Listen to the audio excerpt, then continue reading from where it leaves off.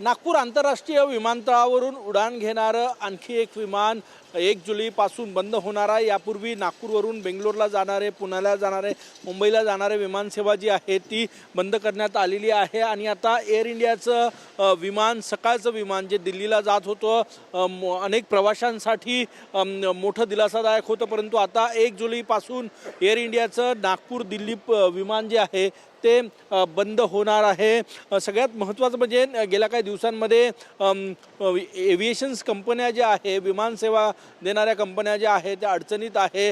व्यवस्थापन खर्च वाढलेला आहे, इंधनाचे दर वाढलेले आहेत, त्यामुळे एकूणच त्याचा फटका विमानसेवेला बसतो आहे, व्यवस्थापनाला बसतो आहे। त्यामुळेच एअर इंडियाने हा निर्णय घेतलेला आहे की नागपुरातून रोज सकाळी जे दिल्लीला जाणार विमान होतं, जे राजकीय नेते, अधिकारी आणि बिझनेसमॅनसाठी मोठा दिलासादायक होतो, परंतु या सगळ्यांना फटका बसणार आहे। कारण की 1 जुलैपासून एअर इंडियाचं नागपूर दिल्ली विमान जे आहे ते बंद होणार आहे।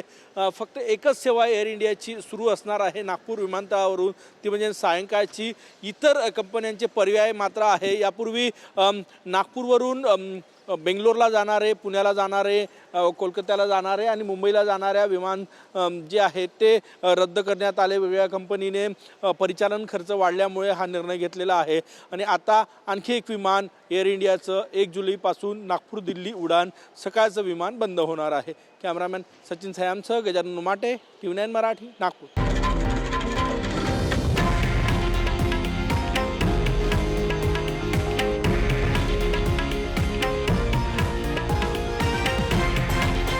हे आहे देशातील नंबर 1 न्यूज नेटवर्क आणि आपण पाहत आहात TV9 मराठी, एकमेव।